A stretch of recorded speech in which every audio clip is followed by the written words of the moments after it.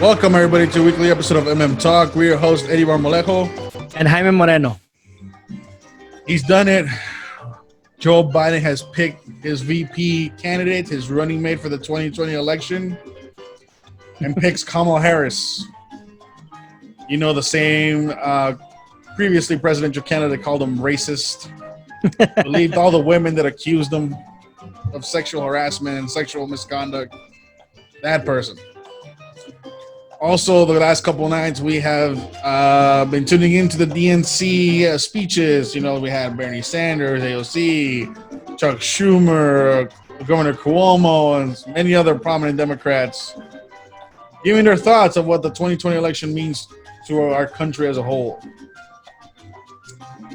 And then prior to the DNC, also Joe Biden finally had an interview. I mean, it was a gut-wrenching interview. It was hard. It was something Joe Biden couldn't even handle. No, I'm kidding. He had an interview with Cardi B. It was so thought-provoking. Joe Biden was speechless. I lost neurons after watching that interview, but we'll get into that.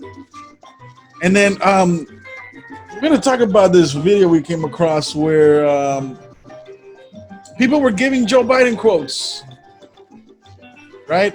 But they told him they were Trump quotes. But we're going to see that reaction. And then finally, we're going to talk about a big issue, which is the U.S. Postal Service issue. A lot of people are not really understanding what is really going on with the Postal Service. The president's comments also did not help, but we'll get into that later on. But first, Jaime, please don't forget to join us. Follow us on our social media platforms on Facebook, Instagram, and Twitter. Please subscribe to our channel on YouTube so you can be up to date to our latest videos and comments. And don't forget to share with family and friends to be more informed about the facts of what's going on and to see beyond the smoke screens and media biases that we see every single day in this country so you can get down to the facts of stuff. So, Kamala Harris, Eddie, she is now the vice presidential nominee or the running mate for Mr. Joe Biden. In 2020 election, which is good in a sense that we have a woman who is a vice presidential candidate. Not the first one, right? Because you forget that Bob, who was it? Mr. Dole was the one who had a woman. Oh, man, that's... It was back in the 80s. I think it was in the 80s. It had to be Bob Dole. He's the only one who ran against Reagan. And then... yeah, in my opinion, I think it's funny how Kamala Harris. Okay, so we all remember the Democratic primaries, and we covered here in MM Talk, and we discussed how the caucuses in Iowa and all that stuff, how the Democrats, and we kept repeating this, the Democratic Party is literally choosing who will be their nominee for president, right? The party itself, not the population, not the voters, not registered voters, not everybody in the state. Whoever's registered as a Democrat, and only those registered as a Democrat can select who will represent them or who is their choice for president. And Kamala Harris did not even make the top three. And we made that clear that all the minority candidates within the Democratic Party did not make it to the top three of the Democratic primaries in 2020. None of them. Right? The only minority, I guess you can say, quote unquote, was a woman, right? And I say that quote unquote minority because it's a woman, right? Women are considered, a lesser or considered in that category by some, and so on and so forth. Compared to the Republican candidates in 2016, the top three contenders were two Latinos and an orange man. So, yeah, the party who preaches diversity and represent minorities and interests of minorities pretty much told the candidates that they only wanted a white older man. But now that Kamala Harris is the vice presidential pick chosen by Joe Biden based on interviews and pressure by influencers and politicians and all that stuff, he selected Kamala Harris. So for the Democratic Party, Kamala Harris isn't good enough to become a female black minority candidate, but she does qualify to become the vice presidential pick. I don't understand how that works, right? I mean, the vice president pretty much is a job that pretty much has to wake up in the morning and say, how's the president? That's pretty much it, right? And preside over the Senate when there's a tie vote. And that's it. I mean, other than that, and just go here and there, you know. But the Democratic Party pretty much said, we rather have a white man representing us as a candidate for president. And that's it. So for me, it's like, it's funny how I see that, how they're talking about like, oh yes, we need more, you know, minority, have to represent the party. And then the party itself didn't even select Kamala Harris. She's not good enough to be presidential candidate, but she's good enough to become vice president. So talk about second-class citizens.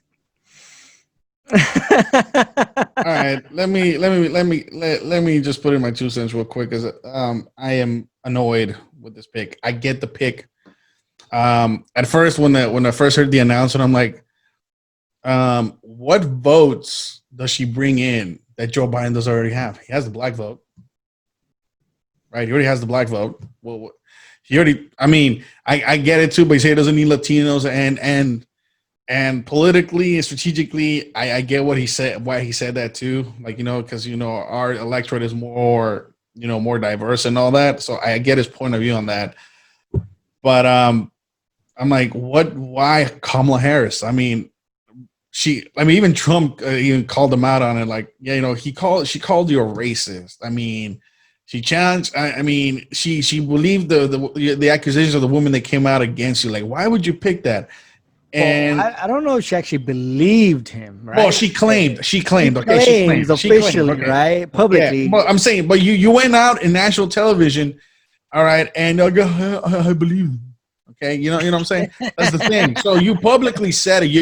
You're right. She probably doesn't, but she publicly said it. She said all these horrible things about Joe Biden, and I started thinking, like, what is the purpose of this? I mean, a lot of people were saying, yeah, well, congratulations to President Harris, because we all know that a lot of people are on this particular belief that Joe Biden, if elected, will make it his first term, and it's going to be turned over to the reins of Senator Harris. I mean, now at the time will be Vice President Harris, but she's young, right? Yeah, I get it.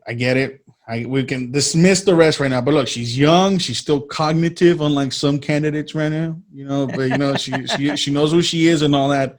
So I get it from that aspect. But my original question is, what does she bring to Joe Biden? And honestly, Jaime, I started thinking, what? And you could disagree with this, but I think she could bring back also those progressive Bernie Sanders voters to aid Joe Biden. And what I mean by that, Kamala Harris is up there with Bernie Sanders. If you look at her tracking record, what does she support? Green New Deal, $15 minimum wage, right? She supports the banning of plastic straws, the discussion of reparations, all these things, right? Senator Harris has supported. And if you look at her voting record, it's pretty much aligned with Bernie Sanders, right? Now, that's what I'm thinking. Like, maybe in these battleground states where Democrats are so mad with Joe Biden, maybe Kamala Harris can pitch in a better point as to why you should vote for Biden. And that's the only thing I can think of as to why a Kamala Harris pick would make sense. Other than that, I don't see much. And it's the same thing for us for Latino voters. A lot of those Latinos who are Democrats voted for Sanders because of those progressive healthcare security, job security, better pay, and all these things. Joe Biden was not there, but he was dragged there. You know what I'm saying? The more he's been pushed. No. He was pulled. He's like, no, we're gonna get pushed or pulled, and now he had no choice. And at the end of the day, he succumbed to this progressive, or like a lot of us are now saying, regressive wing of the Democratic Party. He was pulled and he was put into the corner where, like you said, you got to pick. You said you're going to pick a woman, so now you got to pick a woman, and you got to pick a woman of color. And for me, it's annoying, because to me that seems that's a more of an affirmative action style pick than someone. Honestly, she was chosen on color of skin and gender. That is look up the definition of affirmative action, and then tell me how does that not apply? No, I agree. I totally agree. You know what I'm saying? No, I'm talking to the viewers now. So, like, listeners, yeah. So tell me how does not apply. Second, he put himself in that corner because he wants to now join, I guess, the new image of the Democratic Party, which is, and I'm going to get to in a second, like Bernie Sanders says, yeah, now it's this is now the Democratic platform, and it's true, it's there. And we'll get into that, what I mean, in a second. Yeah, but for like I said, now for go ahead. Sorry, finish your thought. So like I said, so for us Latino voters, I'm like, how would this make sense? If you have looked at Univision the last couple days and Telemundo, they're painting Kamala Harris to be the success story of immigrant parents. You see, because Telemundo and Univision, that's all they will sell you. We're good laborers and we're immigrants, and that's it. That's what they're gonna sell. So now they're putting Kamala Harris, they're gonna paint her like she's a woman of color, she's the daughter of immigrants, and that's why she's the best pick for Latinos. Right.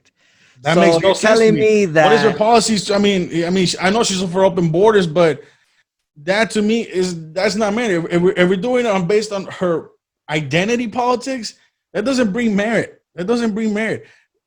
Pence in 2016, right, made sense because he's not as spoken as Trump. He could help him in some sort of battleground states. That makes sense. Kamala Harris makes no sense to me, other than the thing is just to bring in those progressive voters, and for Latinos to be succumbed to identity politics once again by left wing media is the problem. So that's what this pick annoys me. Jaime, can you show us this picture real quick of Univision, and I'm gonna translate it real quick because this is what I'm talking about. This is how they're gonna get us with this identity politics nonsense real quick. And it's confusing too at the same time. It's confusing, but I'll translate it to the viewers here. And if you can pull that up real quick. I'll put it up real quick. Hold on. Give me 1 sec while it loads.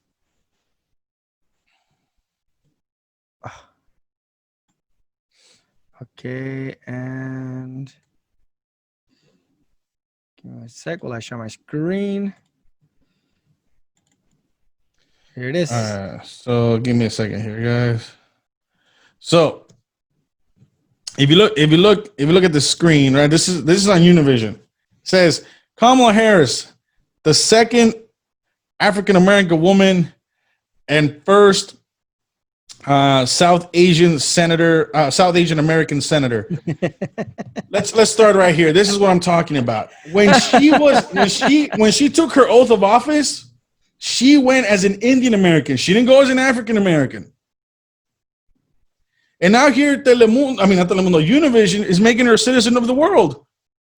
What do I mean by that? Her mother's an Indian. Her father is a Jamaican. Where is the African American part? African American part? I don't understand. And then in the same caption, you're telling me she's South Asian. All identity politics. All identity politics is going to be played from here to November, and this is what they're going to sell us on Telemundo, and this is what they're going to sell us on Univision. All of it, every single. I mean, she's a perfect pick. Just look at go look at the newsreels from the last couple of days. Oh yeah, she's a perfect pick because she's a woman. She's a woman of color. She's going to end racism. This and that. Because she will touch on those subjects. Did you all forget what happened to her in the primaries?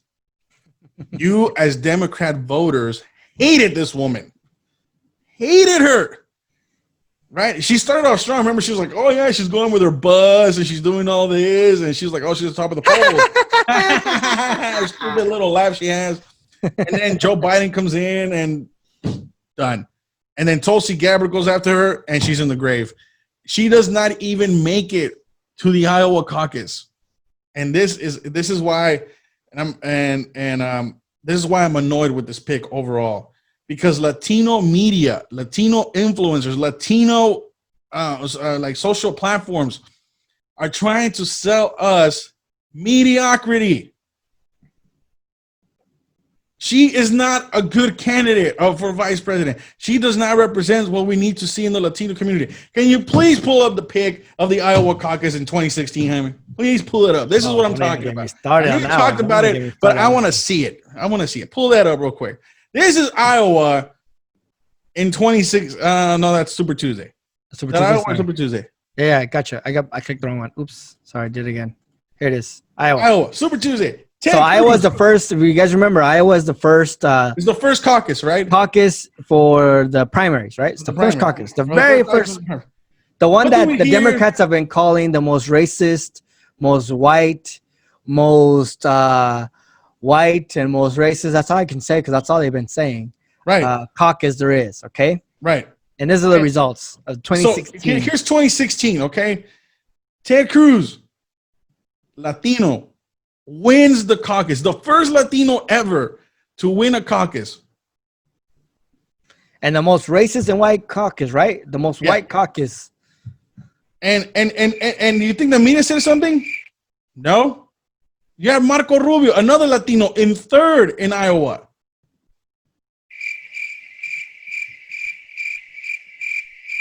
And you know why I put the crickets? Because the media didn't even portray this. The media was like, I was going through this, and CNN was even calling out, like, why is it? I mean, we just had a Latino win the Iowa caucus. It's never been done in history.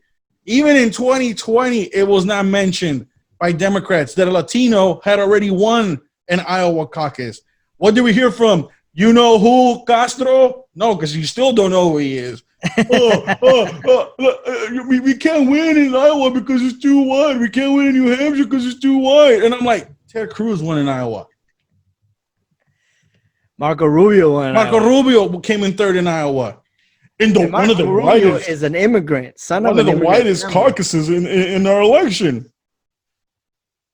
This is what I'm talking. And Jaime, this is why I'm annoyed with this pick. Kamala Harris is picked by her skin color and her gender, and these two at least made it a Super Tuesday. Can you pull up, please, the candidates on Super Tuesday? You want to talk about diversity? Let's take a look at this list. Donald Trump, of course, wins Super Tuesday. Ted Cruz is in second. Marco Rubio is in third. Who is in fifth? Ben Carson. You got two Latinos, a black man, and two white guys on Super Tuesday, still getting delegates. And we got Julian Castro and Voto Latino, Latino Victory US, and all these other Democrat organizations. We can't make it a Super Tuesday. Are you kidding me? And then on top of all that, by the time Super Tuesday hit, Telemundo and Latino we're trying to conduct interviews with Ted Cruz and Marco Rubio and ask them questions to find out how Latino they were. Identity politics, like always.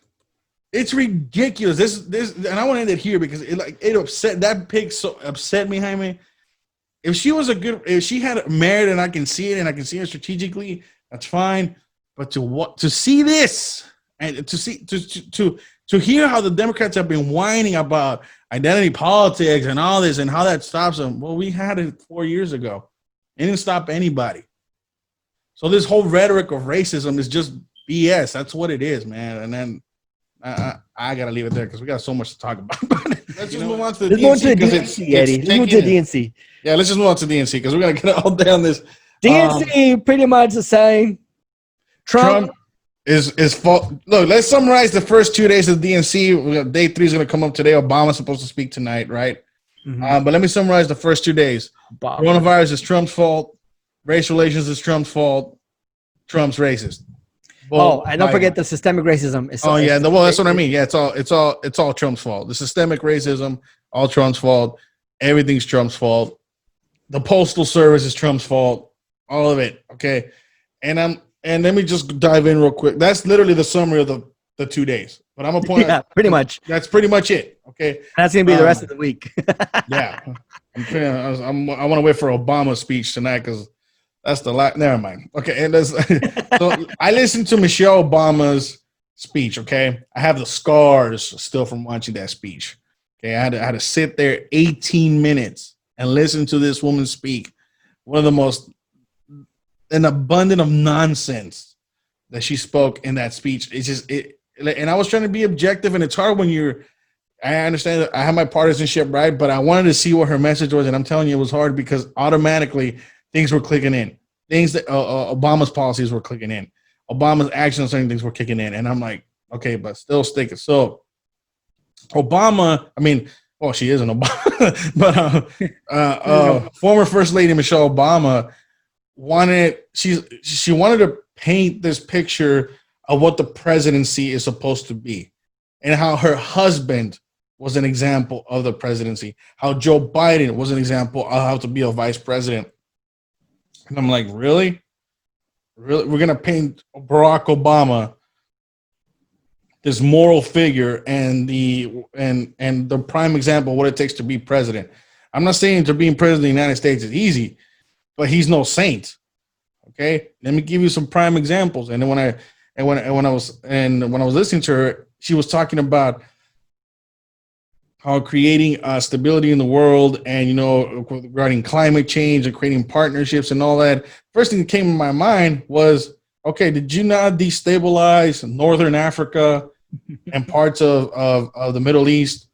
Right? I'm talking about Benghazi. I'm talking about the Arab Spring. I'm talking about you pulling out early out of Iraq. Right? Not you. I mean your former President Obama. Yeah, the Obama administration. We're talking about racism. Who invited over 70 times Al Sharpton to the White House? Who took pictures with Louis Farrakhan, one of America's known anti-Semites? That was not Donald Trump. That was Barack Obama.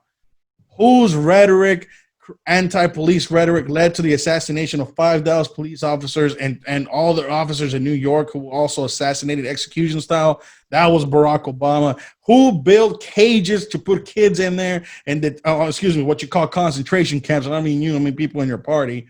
Who did that? Oh yeah, that was Barack Obama. Who continuously gassed illegal immigrants at the border? Oh, that was Barack Obama.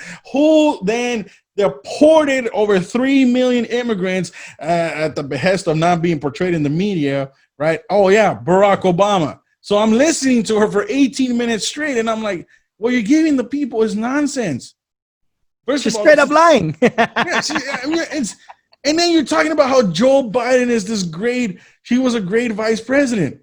Really? Because if Joe Biden was a great vice president, why is the Ukraine, right, calling for Joe Biden to come appear in court over his dispute with his son and all this, right? And all these allegations that come from foreign policy that he used his office to leverage his son to get certain jobs and all that.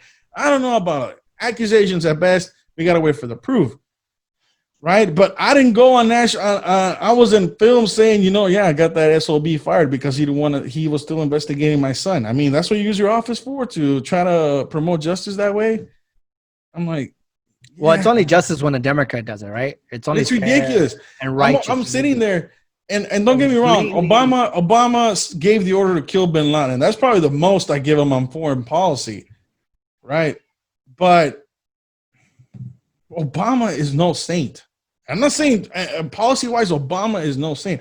Obama created more instability in foreign policy in 8 years than Bush did in his 8 years. And Donald Trump is now in 3 years has done more to fix that. And I'm like, and you're trying to say that Trump is not fit for office? It's interesting because the way the reason they can get away with stuff like that, right? To demonstrate all this good picture. And I see this in the Daily Show doing it, right? Mm-hmm. They keep pointing out, the biggest scandals that Obama had was the color of his suit. Oh, yeah, Fox News had that, right? Yeah, Fox News did stupid things like, the color of Obama's suit, tan or not tan. That was stupid. Yeah, and it happened. But, people like them forget that there was a lot of stuff, like Eddie just mentioned, that happened during the 8 years of Obama's administration. But yet they don't bring that up and tell them, oh yeah, this happened, or let's be honest about Obama's administration, and let's look at what really happened, right? The history, that true history. And the reason they can do that because Obama was a well-spoken man. Yeah, he spoke like, in the words of Joe Biden, he's a good-speaking, well-educated man. Yeah, he's a clean black man. He's an articulate black man. The first articulated black man, right? That's what Joe Biden said about Barack Obama, right?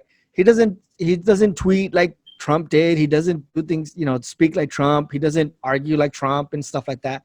We get it. He has a little bit more of a professionalism to him. Yeah, yeah. Behind that professionalism of Obama, right? And I'm gonna say, yeah, real professional, real, calm in certain situations. He knows how to handle himself. I give him that. But behind all that, he did, like Eddie said, a lot of bad things.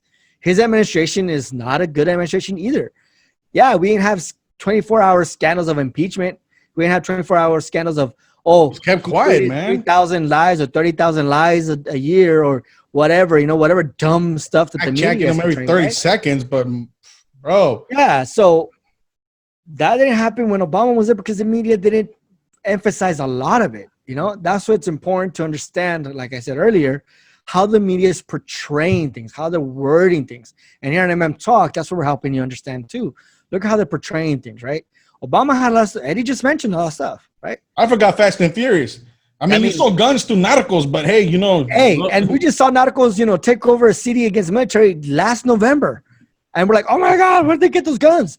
I don't know, maybe from the Fast and Furious. I don't know. I mean, that's a 50 cal gun. Who has 50 cal guns? The U.S., right? Anyways, yeah, but I forgot. I just got to mention. What I'm trying to say is that the media didn't make a big scandal of a lot of the bad policies that Obama did because it's their guy. The Democratic Party. It's their guy, yeah. It's their guy. If they would have done the same scandal as they're doing with this president, and I'm not here justifying his actions. A lot of stuff he's done is dumb. A lot of stuff he said is ridiculous. It's like, really, right? But we want you to compare the portrayal. So Miss Obama can go on national television and be like, "Oh, my husband was the best," right? And like we said about Kamala Harris, and hide all the bad stuff he had, right? And the media isn't a fact checker, only on the good stuff, but not fact checking all the bad stuff. So that's why, because the media didn't make a scandal of the 3 million people he deported. Jorge Ramos asked him and confronted him, but did he do the same scandal that he did with Obama, with the Trump? No. Could he have pushed Obama more? Yes. Right? Why didn't they talk about the cages back then? But because, it was only temporary. It wasn't, it's just, they went with the same. Blah, blah, blah, blah, blah, blah, blah. Yeah. So, because it wasn't zero tolerance. It wasn't, but still, it was still concentration camps prior to Trump. Right. And by the way, when we mean concentration camps, we're using the Democratic term for AOC's definition. AOC's term. AOC's definition. Okay, so that was Michelle Obama, and then this is something Jaime has spoken to. Another thing I realized, something Jaime has spoken to, and he timed it in maybe 1 or 2 election cycles.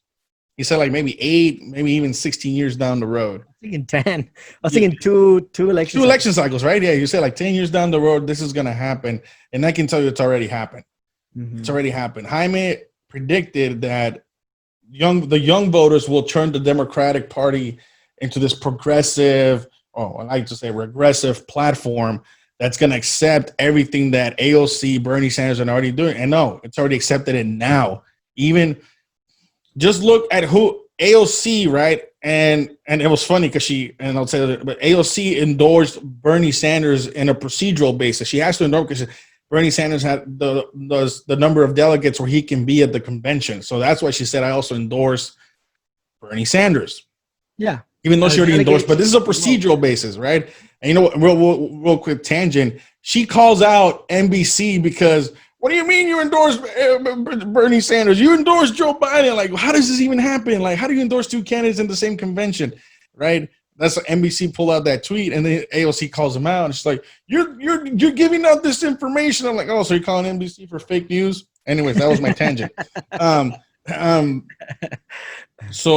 The thing she was saying, right, that we're going to fight for social justice. We're going to fight for social reforms. We're going to talk about 21st century politics, right? The economy for everybody, right? And I'm like, okay, so this is really the face of the Democratic Party, because then Bernie Sanders comes in, and look, Joe Biden supports minimum wage. He's going to support climate change. He's going to support all these progressive ideologies that earlier on this year were taught to be radical. Joe Biden's going to help us, and we have to vote for Joe Biden. And I'm like, And don't tell me Joe Biden is not gonna do this because he's already said he is. Yeah, minimum free college for everybody for the first 4 years and community college, right? And all this, he's already accepting it. And Joe Biden is supposed to be the moderate. Mm-hmm. Mm-hmm. And you know how I know they accepted it? Kamala Harris is left of Joe Biden. So all of it's already encompassing in this election. It's already begun. And like, so they're already to, and Joe Biden was pulled to a corner and he had to take a woman of color, right? Played identity politics, accepted the progressive platform. And I'm like, it's happened. It's done. The whole Democratic Party, Obama party is dead. It's dead. It's gone. This is the new Democratic Party. And this is what we as conservatives, right? Those of us that happen to be conservative, I don't know what Jaime is anymore because he keeps talking about all these things all the time. But some of right, those that are conservative, I call them extreme left. That's an extreme left party. I mean, we have to come to the conclusion that the old Obama Democrats, the old Joe Biden Democrats, Nancy Pelosi Democrats, they're gone, and the new Joe Biden again, the new Nancy Pelosi, Joe Biden hasn't turned. Joe Biden is just Joe Biden's turned because Joe placeholder. He's just going to be the transitional. Oh yeah, okay, yeah. Well, he's the transition candidate, right? Okay. Well, he's begun to embrace those policies, and he's going to put them again. If he wins, he's going to put them as part of his agenda, whatever. But it's happened, Jaime, and you predicted this. You said 2 cycles, and I'm like, I don't know about that, Jaime. But Jaime said 2 cycles, and I'm like. When I heard all these stuff from Bernie Sanders, AOC, Michelle Obama, right, and I'm like, dang, Jaime was right. He was just wrong. And not only that, all the local mayors, yeah. But I was like, Jaime was right, but he said 10 years. I had an agenda, man. I had a playbook to defeat this, and now it's gone. There's still hope. There's still hope. I think. Yeah. Well, we got to turn California purple first, but anyways, that's gonna be our first challenge. And yeah, like Eddie said, I did see that. Looking at the trends, looking at how people are talking, how social media is passing disinformation and misinformation, right? So we always, the news is always blaming conservatives. Yeah, conservatives do give some disinformation and misinformation too. Yeah, I do see that. Even we as, moderate conservatives are seeing like, dude, that's wrong, right? We see that. We're honest about that too. We even fact check ourselves many times. We're like, are you sure about that? I mean, we got to really make sure we're not, giving wrong information. But the way social media is going, I was looking at that. I'm like, Eddie, this is going to be something that in the next, either after Trump, if it doesn't happen after Trump, it's going to be this whole far left policies. It's just going to come into the United States full force, and we're losing that battle because it's going to come in full force. It's going to make matters worse, and God forbid we end up like the many countries that tried socialism. Russia. Yeah, and that's the thing too. There was this. What's Venezuela? Venezuela, yeah. Argentina for some time period. They had to go back to capitalism because it did horrible under socialist rule. Spain, for goodness sake, left socialism to go back to monarchy. That's a little extreme to monarchy. Well, that's. I mean, talk about regressive. We go back to the feudal. Let's go back to feudalism. The thing is that I don't think it's progressive, right? I don't think it's progressive because the definition of progressive reminds me of the Theodore Roosevelt progressive, right? The ability to both have the national park system and be able to go hunting, right? Be able to, like who to call, speak softly and carry a big stick, right? His policy. I mean, I think TR was a really good progressive because he believed in free markets, but at the same time regulated to protect, right? So he would keep the balance. I think TR, was a great president in a sense that, and the progressive, let's put regulations, but we have to be realistic that businesses are businesses and they need to grow and provide jobs and so far, So these progressives aren't really progressives in my view. They're more like far left, free college, free. There's the left, but they call themselves progressive. They call themselves into. It sounds nice. It sounds nice. Okay, okay, fine. Let's come. These damn Nazis. Okay, these damn Nazis. These They're literally Nazis. The reason intellectual identity politic Nazis. Okay, that's not only that. If you speak against our policies, if you don't agree with us, you are wrong. We need to shut you down, shut you up, get you off, and that's where I want to end this. Burn your books and burn everything. And that's what the Nazis did in the 30s. And they're doing it now. What the far left party, the Democratic, are doing. Censoring professors, censoring social media, censoring anything that opposes, even if it's right. Right. Even if it's correct, it's still opposing their policy. They must be shut down at all costs. Yeah, and that's why I want to end this, because we're always talking about then how do we combat this? How do we change this? The problem is messaging and those who are giving the message. But there was a new poll from the Cato Institute, and it says 62% of Americans say they have political views they are afraid to share. Why? Because it costs jobs, right? It costs careers. You lose friends, right? You're blocked from social media. So everybody, maybe there is that silent majority that is against this, Jaime, but this new left establishment has made it so difficult that silent majority can't even speak out. And this is what I'm trying to say. Can you repeat the Cato poll again? Sorry, I interrupted you. So what is the question, the Cato poll, or how did they get that number? Oh, the 62%? Yeah, 62. So you're saying 62% of Americans do not express their political views? Yeah, they say they agree. 62% of Americans say they have political views, but they are just too afraid to share. Okay. So basically, yeah, I got you. I want to clarify. So pretty much, and this includes liberals, because I was reading through this, and even liberals are afraid to speak out. And that's what I've been trying to say here before, that it's not liberals that are the problem, because even liberals can still have an IQ more than have stronger IQs than those on the left, in my case, right? That's my opinion.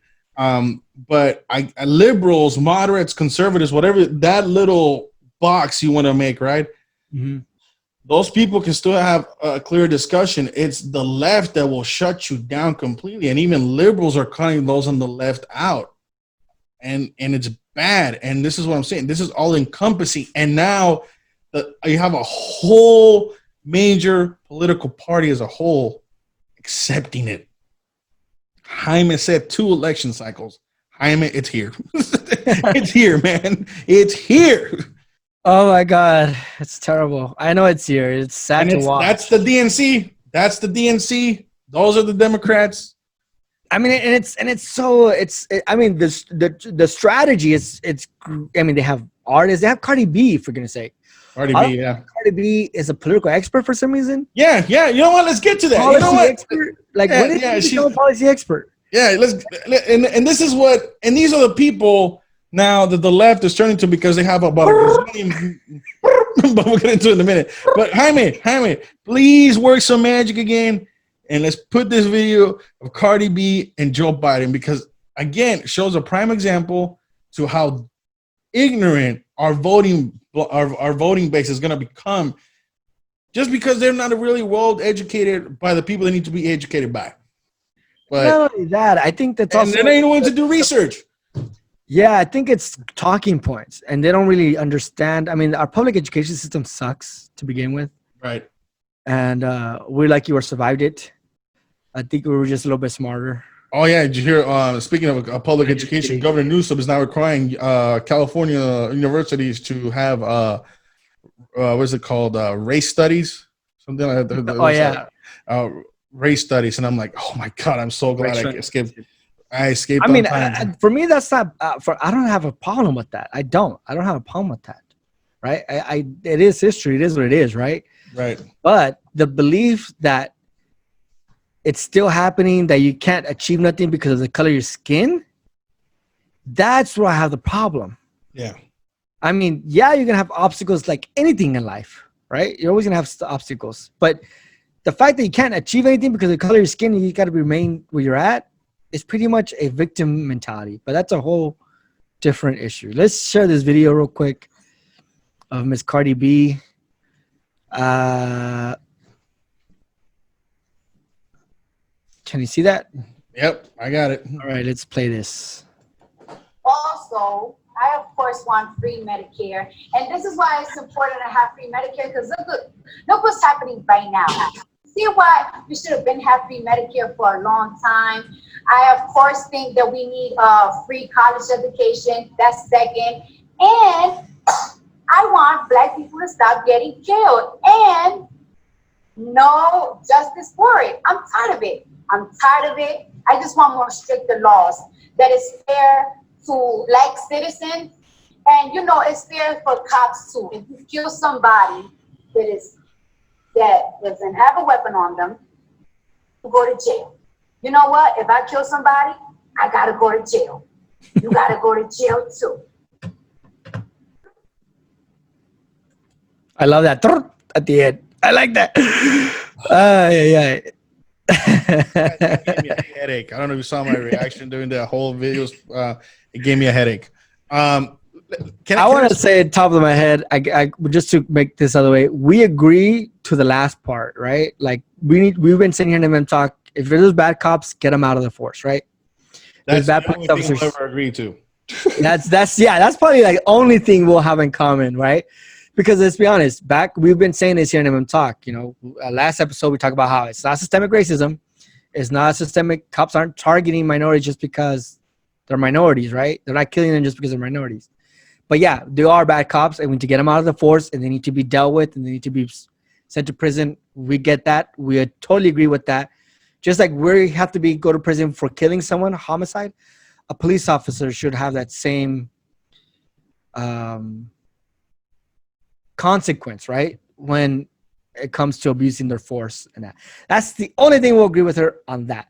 Everything else, Eddie started off. I'm gonna make this quick because we got two more topics to get to. So I'll put it to you this way. Can anybody please tell me which of the 44 last presidents ever stopped anybody from any race being killed? And if you can't answer that question, exactly my point. There's no law that a president can do that will prevent people from dying. Okay, let's begin there. Number two, killing each other, right? Yeah, she wants Black people to die. She's talking about this whole systemic racism argument and everything.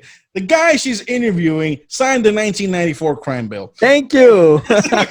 So what was the purpose of the 1994 crime bill? Oh, yeah, to put more stricter laws to stop bad people from doing bad things. Something Cardi B wants from Joe Biden, but Joe Biden did that 26 years ago, okay? But let's folks, it's not over yet. You know, this is the Democrat logic, okay? Democrats. Hold on. I'm going to get you right there. I'm going to answer real quick. We're going to say, not only did she want stricter laws to get people into jail, she wants fair laws, right, for Black people. Yeah. The man wrote the 96 crime bill, okay, who has put more Black men in prison, right? And we're here talking about systemic racism and criminal justice reform. I'm a big criminal justice reform advocate. And this man literally wrote the law that has put more Black people and minorities in prison. Thank you. Okay, that's what I was going to get to. Talking about fair laws? Really? This is the logic I want people to understand. 1990s was a pretty violent time, right? People are like, hey, man, we need a crime bill to get these crime people in jail. 1994, 1996 passes. Oh, well, we caught a lot of criminals and now they're serving longer sentences. Here's the problem with it. A lot of those criminals happen to be people of color. Democrats later on in the future. We need reform because there's a lot of people of color in the jails, and the Republicans are now racist because they want to stop us from preventing further Black people of color from going into jail. Did y'all follow me there? Because I even had a hard time following myself. Slow it down, Eddie. Do it again. Slow it down, though. Do it again, but slow it down. 1994, 1996, okay? Crime bills, they were designed to put criminals into jail and serve long sentences for crime. As time goes by, we're seeing our prisons being filled with people of color because maybe, I don't know, they happen to commit crime. Now in the future, they want to say, oh, maybe we're too tough on these criminals and all that. And Republicans were like, no, this is what the people asked for. We need to do this thoroughly. And now then the conservatives are now being accused of racism because they want thorough justice reform and not just fix the mistakes Democrats opposed to in 94 and 96, which is what Black people also wanted and people in the inner cities due to the crime rates. This is where we are. It's a joke. Cardi B's a joke. Cardi B, Joe Biden already did what you wanted, and it's put more Black people in the jail. And then here we have President Trump who said, you know what? Let's try the First Step Act. Let's get some Black people out of jail. Maybe these sentences were too harsh. But Democrats put the laws in there. It's a joke. I'm like, this is it's. So she's like, asking the same people and she's who made asking these Joe laws Biden to do what he solve did the problem. 20 years ago. Oh my The same people who made the law, she's asking the same person who made the law to make better laws. Like, really? This one, it's a headache. Can we just leave it here? It's a headache. Cardi B should just stick to her rapping videos about her being a you know what, and that's it. And that's it. I'm done. Okay, so with all that, the Postal Service. Now here, I'll start out with this disclaimer. Donald Trump should have kept his mouth shut when he talked about how he was intentionally trying to defund USPS for mail-in voting. Donald Trump should not have said that. Why? Because the history of the USPS the last 13 years would have done the job for you. Okay, so let's start with that disclaimer. But I was having conversations. He didn't say he didn't want to fund the USPS because of voter. He was just thinking about it. He just didn't want mail-in ballots. Yeah, I know. But, the thing is, he shouldn't have said anything at all. Is that he misplaced that comment, I think. Whatever. The man should not have said anything about. Yeah, he should have just kept his mouth shut. He could have just talked about shut your mouth type of moment. Just shut your mouth, okay? There's enough evidence to support your claim. Just shut your mouth.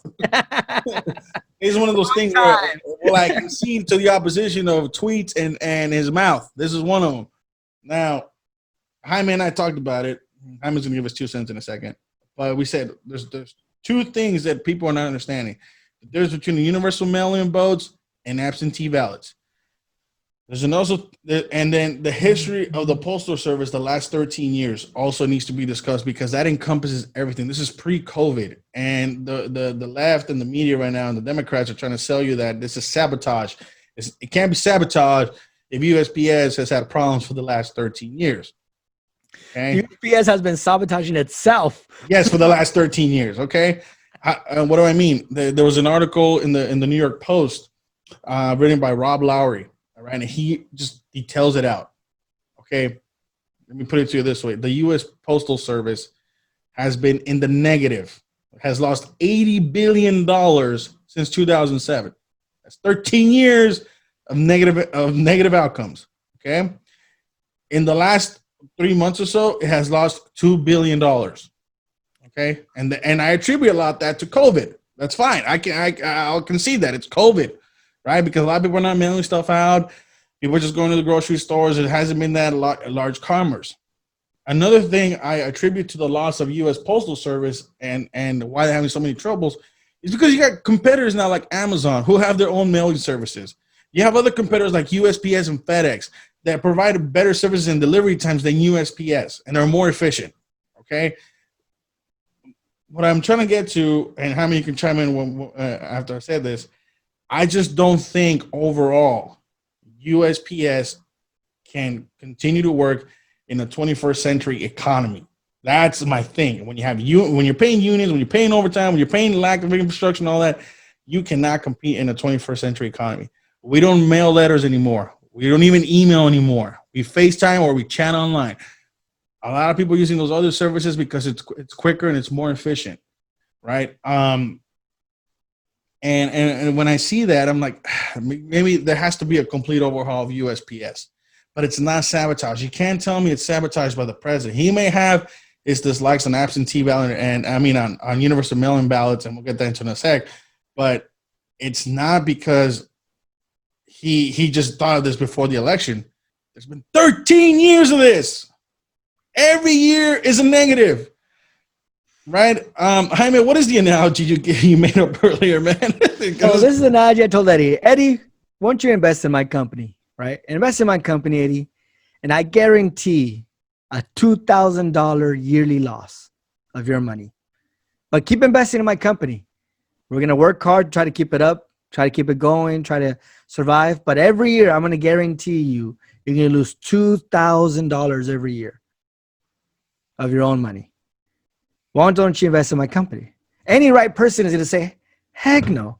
I get that you're going to lose money. Obviously, there's going to be losses. But every year, I guarantee for the next 13 years, I'm going to be losing $2,000. No one's going to try to invest in that company. No one's gonna want to put their money in. Like, no, I'm gonna lose $2,000 every year, even no matter how much money I put, I'm gonna lose money. No, the same thing is going on with the USPS. It's losing billions of dollars, $2 billion, right? That's what we calculated a year. A year, and no, but and it's more this year, just at $2 billion in the last quarter, Yeah. just because, like I said, COVID. But they already in 3 months they had lost more than they have in the previous year. So and this. Oh, and I get that, and that's totally true. So when you talk about the U.S. Postal Service, it's a agency. I call it agency. He calls it. I just call it a government program, but yeah, a government program. It's in the Constitution, right? It's the only agency in the Constitution that's explicitly mentioned, right? Like, we in the Postal Service, right? To fund the Postal Service. I'm like, I get it. They needed it in 1776, right? But the Postal Service, I mean, I give them, the workers are good workers, right? They go far and beyond. They bend backwards. They deliver mail to the most remote places that not even FedEx and UPS will go to, right? But the mailman will get there, right? U.S. Postal Service will get there, right? The problem with that is that there's a lot of mismanagement. There's a lot of lack of innovation, like Eddie's saying, that's causing the U.S. Postal Service to lose billions of dollars every year, right? Every year is losing billions of dollars. And if a business is losing billions of dollars every year, nonstop, they're going to go out of business, right? If it was a private entity, if a small business is losing $20,000 a year, right? They're going to go out of business eventually because they can't keep losing that much money every year and still be surviving. Either they go bankrupt, or they shut down, or someone comes in and revives the company to start making profit. And if we're going to fund the U.S. Postal Service, we need to find mechanism to revive it, restructure, whatever, make some changes to make it better, to stop losing our tax dollars every freaking year on unions, on prevailing wages, on overtime pay. I mean, the other day I told Eddie, I was listening to NPR, how a postal worker was complaining that they're no longer going to get overtime pay. They're going to cut overtime pay. Yeah, if I go to work and I work overtime pay every single day for the past year, they're going to fire me because they're like, hey, you're costing us more money, right, to pay you than what you're going to give us in service. Right. But the Postal Service doesn't have that mentality because, like Eddie said, it's a government entity. Oh, we'll just fund it. We'll just throw more money at it. We'll just throw more money at it. That's the Democrats. Throw more money at it. And that's the problem. Yeah. And we agree that the U.S. Postal Service needs to have some changes to make it better, more competitive, like Eddie is saying, more competitive in this market, and stop losing our tax dollars every single year. $2 billion every single year. That's a lot of money, right? Money that could have gone to whatever, more healthcare, I guess. I don't know. Could be used something else, right? So that's my take on it. So yeah, and just last note here. Remember, folks, that an absentee ballot, here for California, you have to go get it. You have to ask for it. It requires your identity to go ask for it. Okay, your ID card. Your ID card. The universal mail-in and universal ballots. There's just ballots that are going to be sent out. Okay, and yes, you can say that you will face errors both in the same, like if you didn't fill out your name right or you didn't sign right and all that. That's fine, but you already have. That's the thing that the media is not distinguishing, and you have to keep that in mind, that the ballots are going to be sent out. You have to look into state laws. You already have a system that's already flawed in USPS, and you're asking them to overload them with mail-in ballots. It's not sabotage. It's lack of infrastructure, right? I will say, okay, let's put it in there. Some people are talking about timing. Okay, maybe USPS was overhauled to meet that demand. That's fine. But to blame it on COVID and to blame it on the security of the people, that is asinine. It's just USPS has had large number of problems. And from here to October, you can't expect the company that's had 13 years of problems to fix their situations in 3 months or less 90 days.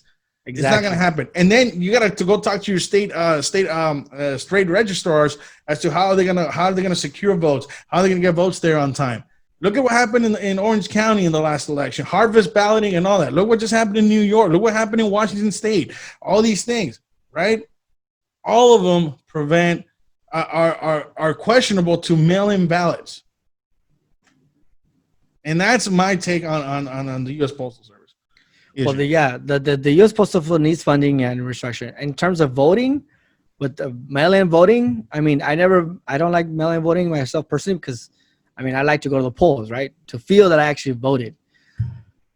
With COVID, that's going to be the thing. And we have articles, and we'll start posting them, where a lot of votes were invalidated because of they were mailed after the time, the deadline.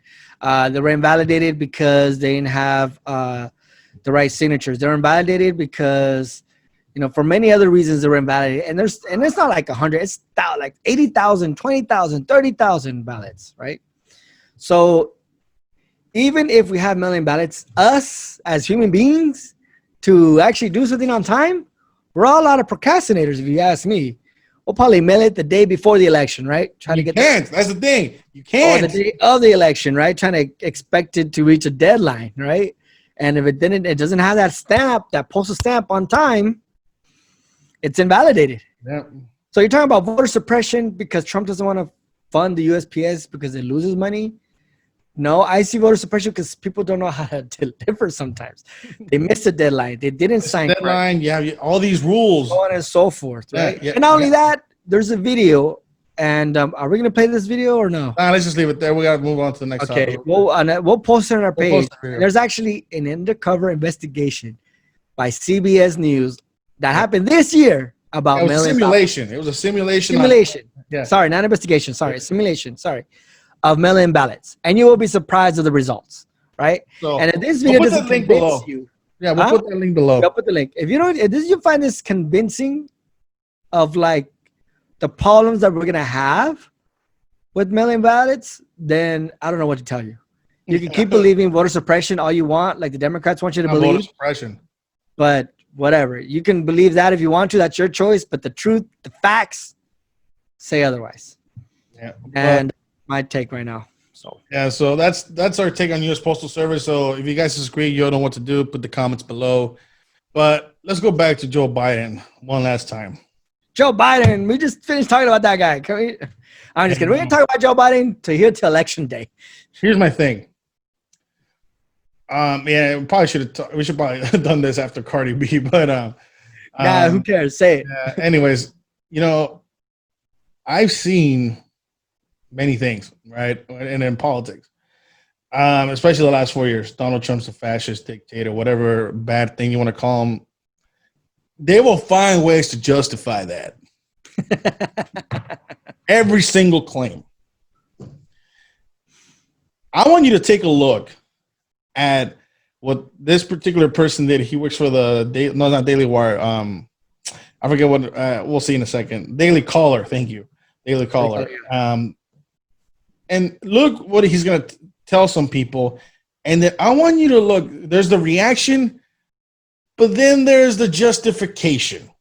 Okay. Now I want you to look at it, and this is really, really, really, really. It bothers me, right? It bothers me because from the media standpoint, it's always fact checking, always calling it to be true, right?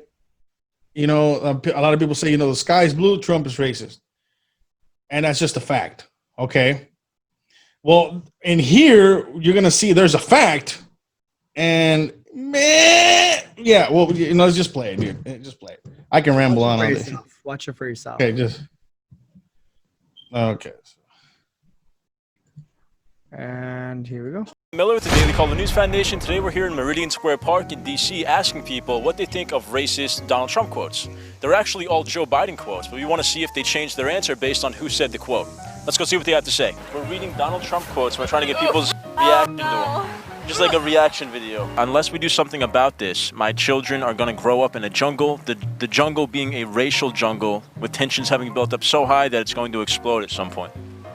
I mean, that's kind of what's happening now, right? Because we're trying to address the root issues of the racial tension, and yet he doesn't want to support it, so I don't really know what he's suggesting by that tweet. Poor kids are just as bright as white kids. What do you guys think about that? I think that's a horrible assumption that all wealthier kids are white, and he's an idiot. So speaking about President Obama, he said, Obama is the first mainstream African American who is articulate and bright and clean. What do you guys think about that? Yikes, big yikes, fat yikes. I think yikes. Big yikes. Okay, all around big yikes. Fat yikes. Very articulate. Yikes. Obama is the first mainstream African American who is articulate and bright and clean. Huh. Well, that's not true at all, but. That he's the first, right? Well, or that it's true that it's like a rare thing for them to be articulate or bright. It's Wait, so did you just say racist something? and ignorant. Did she just say something racist right now? Or Did she just say anybody that? else Racist for that comment? Hold on, I'm gonna rewind that real quick. That's what Hold I was on. like, did I just hear that right? Hold on. That he's the first, right? Well, or that it's true that it's like a rare thing for them to be articulate or bright.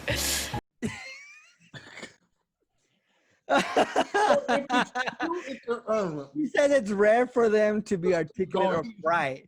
Wow. She said that herself. I'm just gonna leave it there. Y'all can decide for yourself. So racist and ignorant in every way, and it's like he's never interacted with a black person or anybody else for that matter that has any sense of anything. Poor kids are just as bright as white kids. What do you think about that? Disappointing. What do you think about like our leaders talking this way? I guess like somebody in the president position saying these kinds of things. Well, of course I think it's unacceptable, but at the same time, I think it's good for all of us to hear that that's what he truly thinks. He said, unlike the African American community, with notable exceptions, the Latino community is incredibly diverse and with incredibly different attitudes about different things. He's just so blatantly racist. There's nothing else. That just literally makes no sense, even from like a basic level of understanding. So, I mean, do you think that somebody with these attitudes, like who said this kind of stuff, should be a leader, like at all, or should be our president? Absolutely not. 200 and a bajillion% not. What if I told you that these were all Joe Biden quotes? Would that change your point of view or your reaction? Joe Biden is problematic as hell, but like, we all know that he's not had a great past, and I don't believe has a great present, but he is the option that we need. Stop right here. Stop right here. Wait, he is the option that we need? Is that what she said? Okay. He just read you a bunch of racist comments. And the justification from a black woman is that, I understand he has a complicated past, but he's a better option than the guy we have now. Are you kidding me? There are racist comments. That's why you're protesting in the streets. That's why you want the current office holder to be out of office, right? Because supposedly he's saying all these racist comments. And he's not even telling them this is racist. He's just saying, well, he did tell them in the beginning, I lied, right? But the people he's interacting are confirming that those comments are racist, right? Even though we here in MM Talk has mentioned a lot of those things and said, isn't this racist? And how the media is just ignoring those comments as they're literally ignoring it. They're not even addressing it, not even trying to address it, right? And these people, the young people, are literally saying, that's racist, that's racist, that's racist, right? But yeah, he's a better choice than the man in office. Remember, this man in office has only been in politics for 3 years. The man who has a complicated past has been in office for over 50. Can we To get out of the hole that we're in. Joe Biden, like, whatever. Like, not a fan personally, but I think the impact that he would have versus the impact that Donald Trump would have with 4 more years is Joe Biden's a better impact for most Americans. If I told Joe Biden quotes, so would that change your reaction to them at all, or your responses? It does make me feel like there unfortunately isn't the perfect candidate for this upcoming election. However, I feel like, instead of that, if we were to look at the whole person, that, it just like the 2016 election, to me, Joe Biden is still a better choice. And the thing about you saying that is like, I just want to hear okay, this yes, last part. that's I just wanna horrible this to last hear, part.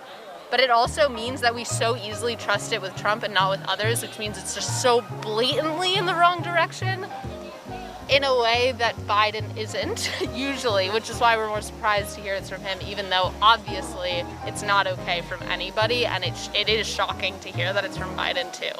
Okay. Do you think the fact that maybe you haven't heard some of these quotes from Biden that were blatantly racist as well might be because of the media, the way the media covers Trump versus Biden, maybe, you know? 100%. I think that the media is skewed often to present people in a certain way, and we definitely present Trump and like, look at all these horrible things he does all the time, and let's just like keep nailing them into the public because he does do horrible things all the time that just keep going out. And it doesn't make any of this okay. I still will choose Biden over Trump any day. Biden's not the right person for the time. He very clearly has his biases as well. And it's frustrating that And we'll stop it there. it doesn't feel So like I wanted to say the last portion because it's literally what we're talking here in MM Talk, that if you're constantly being told this is bad every single day, like she just described Described it, yeah. we hear here at MM Talk, like we're not justifying all the bad stuff that Trump has done. We've called him out on all his wrongs and all that stuff. But we've also worked to tell you, our viewers and our followers and listeners, that it's always portraying this bad, evil man every single day that you start believing it. And this young woman, pretty much says that. She pretty much says it. And it's not just for Trump. It's any conservative, any Republican, any person who doesn't fit the narrative of the far left. It's always portrayed in that light by the media. And she admits it. She's like, yeah, they portray and they skew it. They skew it to portray certain people better than others. And they do that purposely. And that's why she said, we're surprised that we didn't know this is Biden and not Trump. But we were quick to say, yeah, this is Trump, because the media influences you that much that it just, you blindly believe that's Trump, he's racist, and boom, without realizing that, you know, Joe Biden has made racist comments too, and no one's making a big deal out of it. Blatantly. And these people are telling you, blatantly racist. And these people are telling you, blatantly racist. But because the media doesn't make a big deal and doesn't have 24-hour cycles talking about it, that you don't attribute it to the proper person, right?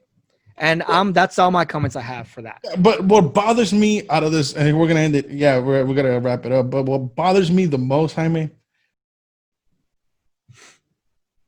is that all of these racist claims, and what were these people's answers? Oh yeah, even after all that, we gotta take the person as a whole, and that's why we believe Joe Biden is a better candidate than Donald Trump. So wait a minute.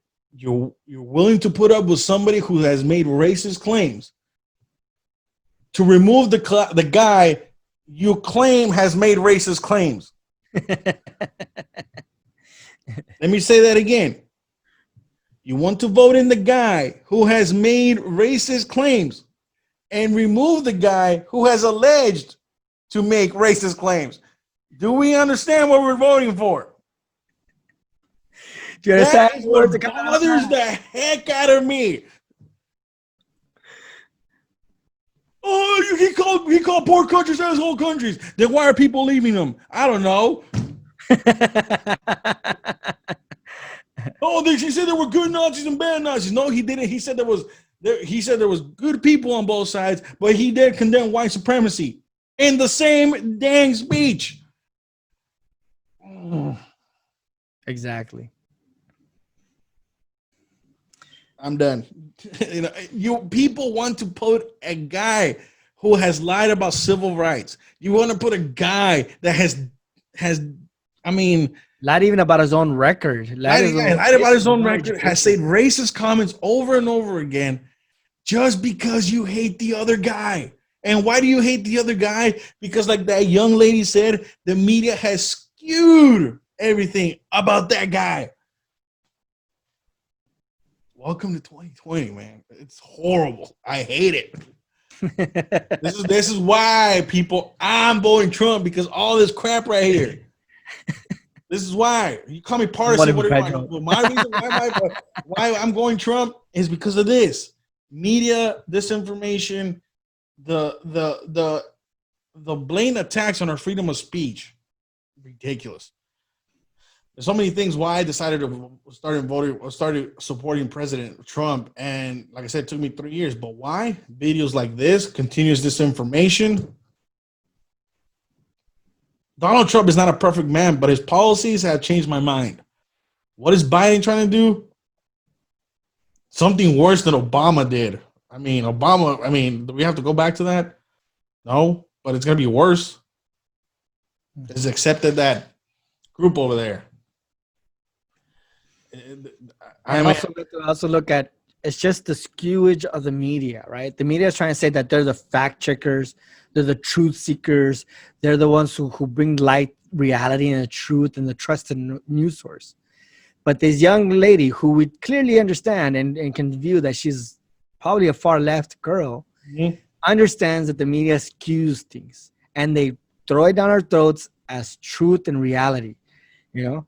And the most powerful force in America is media, social media, right? That continually cover things and portray things in good light and portray others in bad light, right? And that's what you need to look to. Whether you vote for Trump or Joe Biden, that's your decision who you want to vote for. Right, right. But at least give yourself, not us, give yourself the dignity to be a critical thinker and be above all that BS, above all that lies and manipulation from the media, portraying one thing bad and one thing good. All Democrats do is always good. Really? Really? And everything Republicans do is always bad. Really? Really think about it. We have to stand back and look at things. And that's what we're here in MM Talk, to help you understand and look at an objective view with the right sources, the correct information, the right legal stuff that's going on that makes us become better voters and better policymakers in the future, right? Not talking points because some artist said or because some emotional, right? You know, because we're going based on emotion, which gave us terrible laws in the first place, right?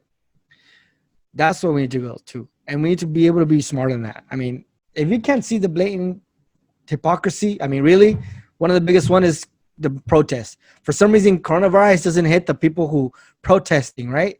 But it gets people who go to the store. Oh my God. Like if the coronavirus has a mind of its own. It doesn't.